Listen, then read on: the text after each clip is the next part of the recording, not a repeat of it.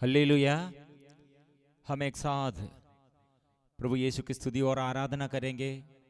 पवित्र परम प्रसाद के आगे गाते हुए, ताली बजाते हुए परिपूर्ण समर्पण करेंगे। इस आराधना में हमारे जीवन के हर दुख संकट और जीवन में कितने अनुग्रह प्रभु प्रदान किया, सब समर्पण करते हुए धन्यवाद के साथ हम ये आराधना में भाग लेंगे, स्तुति करेंगे, गाएंगे।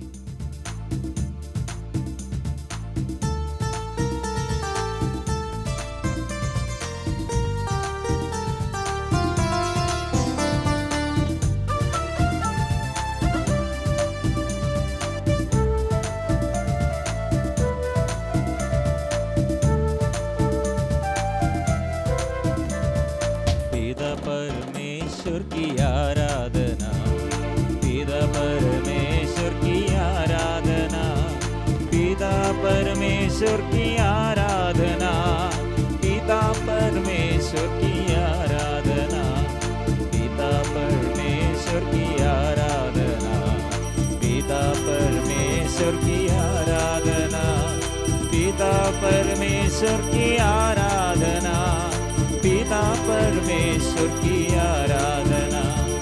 हालेलु हालेलु हालेलु हालेलु हालेलु हालेलुया, हालेलु हालेलु हालेलु हालेलु हालेलु हालेलुया, हालेलु हालेलु हालेलु हालेलु हालेलु हालेलुया, हालेलु हालेलु हालेलु हालेलु हालेलु हालेलुया।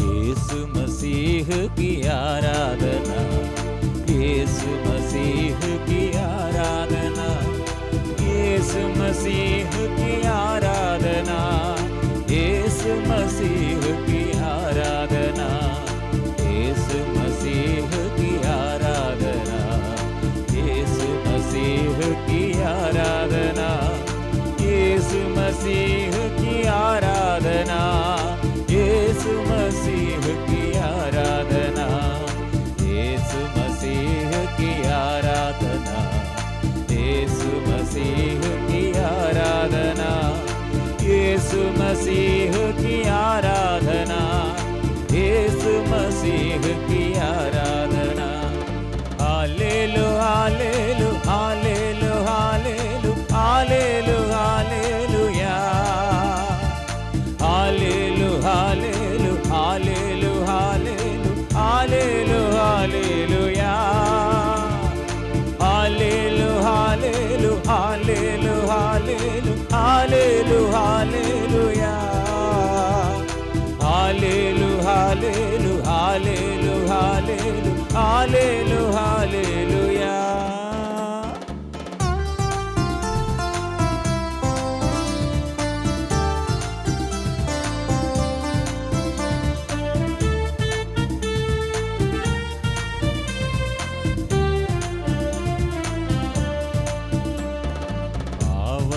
आत्मा की आराधना, पावन आत्मा की आराधना, पावन आत्मा की आराधना, पावन आत्मा की आराधना, पावन आत्मा की आराधना, पावन आत्मा की आराधना, पावन आत्मा की आराधना, पावन आत्मा की आराधना। हालेलु हालेलु हालेलु हालेलु हालेलु हालेलुया, हालेलु हालेलु हालेलु हालेलु हालेलु हालेलुया। आराधना आराधना आराधना आराधना आराधना आराधना आराधना आराधना, हालेलुया।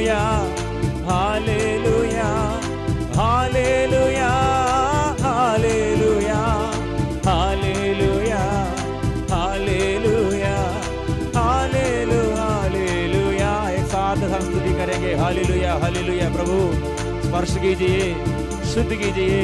प्रभु मेरे जीवन में आइए, मेरे संकट दूर कीजिए, मेरे अपवित्रता अशुद्धता दूर कर दे, मेरे पापों को क्षमा कीजिए प्रभु, दया कीजिए प्रभु। Hallelujah hallelujah hallelujah hallelujah hallelujah. Jesus, यीशु स्तुति, यीशु की आराधना हो।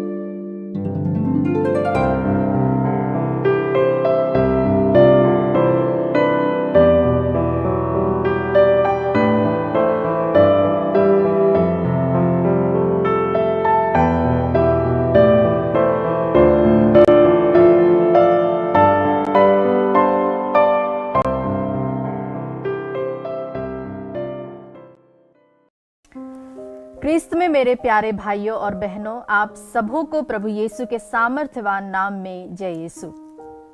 Praise the Lord. प्यारे भाइयों और बहनों, इस वक्त हम अपने आप को प्रभु के हाथों में समर्पित करें। अपने हाथों को हम जोड़ें और प्रभु की उपस्थिति में स्वयं को लेकर आए। हम अपने जीवन को प्रभु के सामने लाए।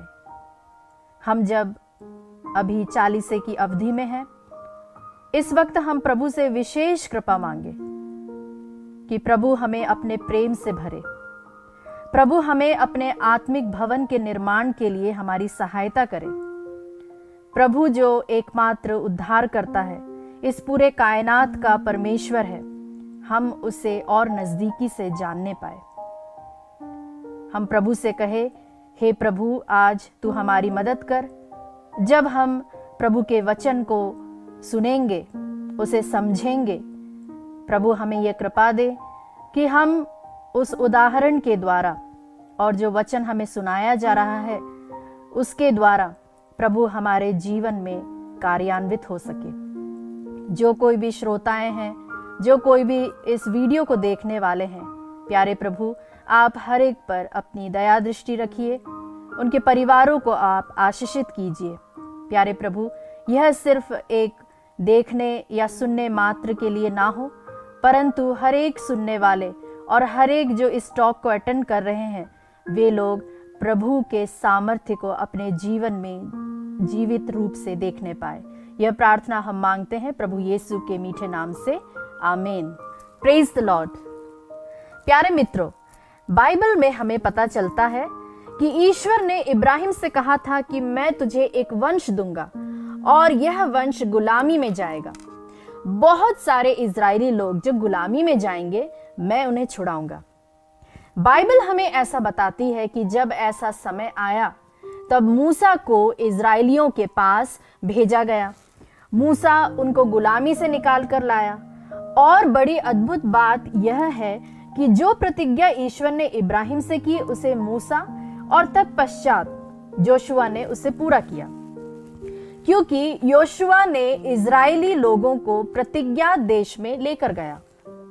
इसका मतलब है कि यह प्रतिज्ञा 3 भागों में बट गई थी। जब मूसा मर गया तब ईश्वर ने जोशुआ से एक बात कही कि मेरा दास मूसा मर गया है, अब तू इन लोगों को अंदर ले जा।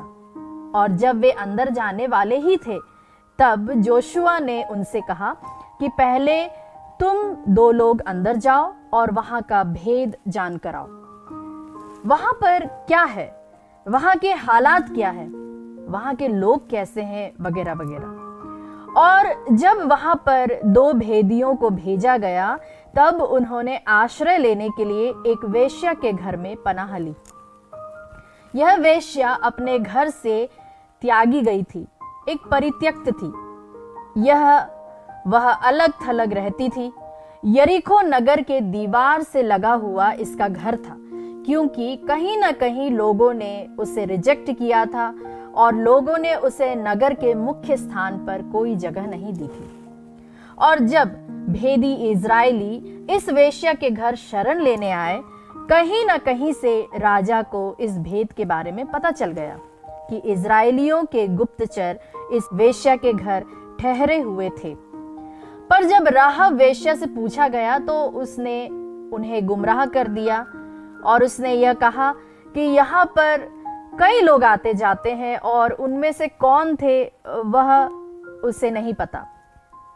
फिर भी उसने उन्हें कहा, उन लोगों को जो पता करने आए, कि हो सकता है वे नगर के फाटक की ओर गए हैं। और फिर वे लोग, मतलब जो राजा के लोग थे, वे लोग उस रास्ते की ओर चले गए।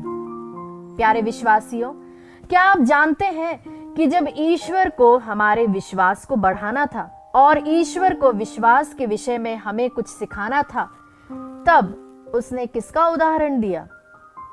आप अगर याकूब के पत्र में पढ़ेंगे तो आपको पता चलेगा कि वहां पर राहब का जिक्र है। क्या आप जानते हैं कि यीशु की वंशावली में राहब का जिक्र है? रबेका का जिक्र नहीं है, सारा का जिक्र नहीं है, लिया का जिक्र नहीं है, पर राहब का जिक्र है। जब गुप्तचर राहब के घर पर थे, तब राहब ने कहा कि मैं जानती हूं कि ईश्वर ने तुम्हें यह जमीन दे दी है। यीशु ने कहा, किसके लिए सब कुछ हो सकता है?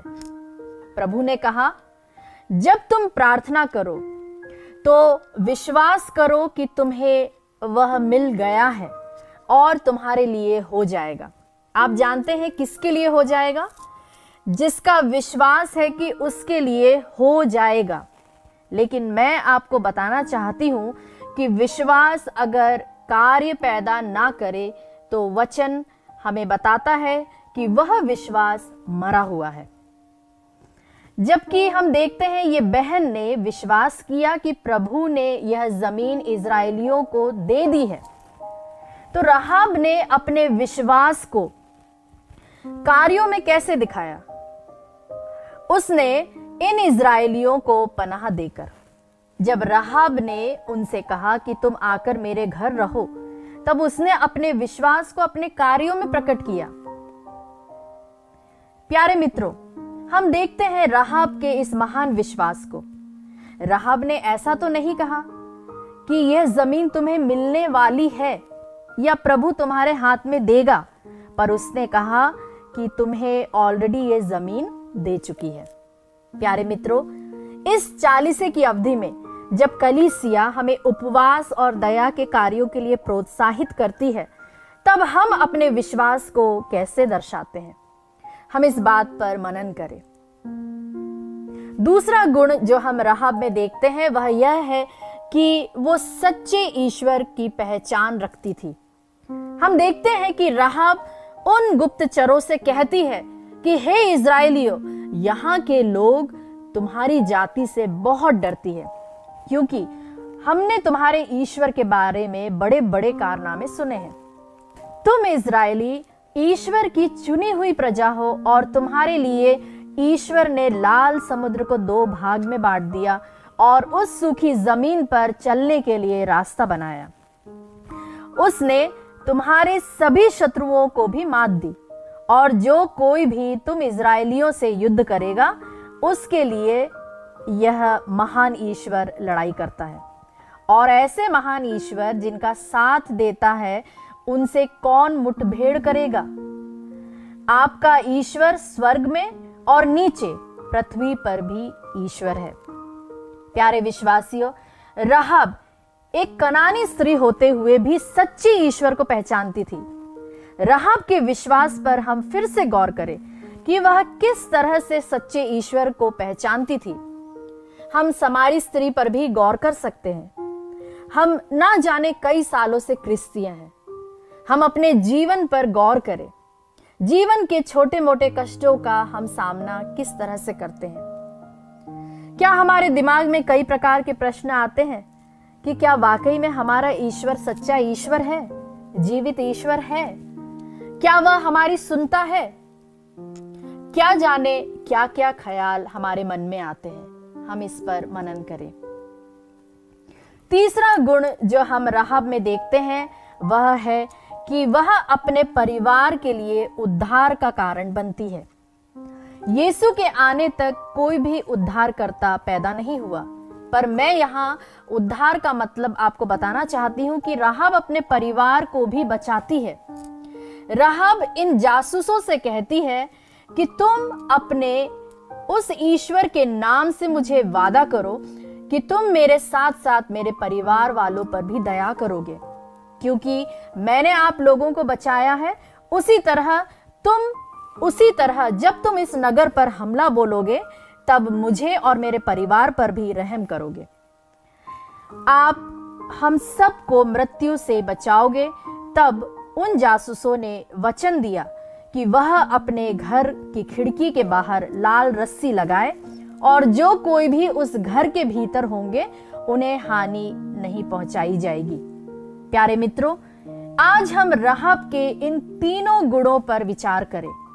प्रभु हमसे बहुत बहुत प्रेम करता है।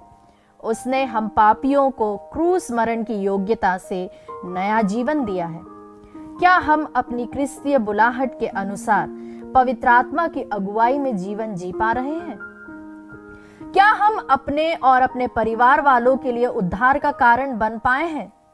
इस वक्त हम कुछ समय मौन रहकर मनन करें राहाब के विश्वास पर, जो एक कनानी स्त्री थी जिसका एक बहुत ही पापमय पास्ट था, पर ईश्वर की असीम दया देखो कि वह यीशु की वंशावली में जोड़ी गई। जैसा कि हम संत मत्ती अध्याय 1 पद संख्या 5 में इस प्रकार पढ़ते हैं, समसोन और राहाब से बोआज, बोआज रूत से ओबेद, ओबेद से यस्से, और इसी तरह वह वंशावली आगे बढ़ती गई।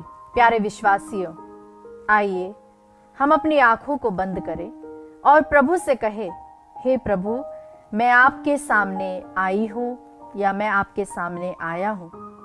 अपनी दया से मुझे याद कर, अपनी दया में मुझे याद कर। मैं तेरा बेटा हूं, मैं तेरी बेटी हूं। मुझे अपने गले से लगा, मुझे फिर से नया बना। मुझ में भी राहाब की तरह विश्वास का बीज उत्पन्न कर, ताकि मैं अपने लोगों के लिए आशीष का कारण बन सकूं और तेरे लिए आत्माओं को बचा सकूं। आमीन।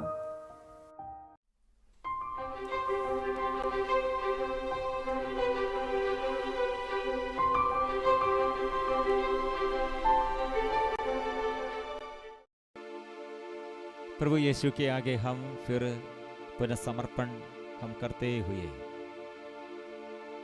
अंतिम आशीष प्रभु से, पवित्र परम प्रसाद के आशीष के लिए फिर हम विश्वास के साथ अच्छा निर्णय लेना में पवित्र जीवन बिताने के लिए और यीशु के वचन के अनुसार जीवन बिताने के लिए मैं चाहता हूँ।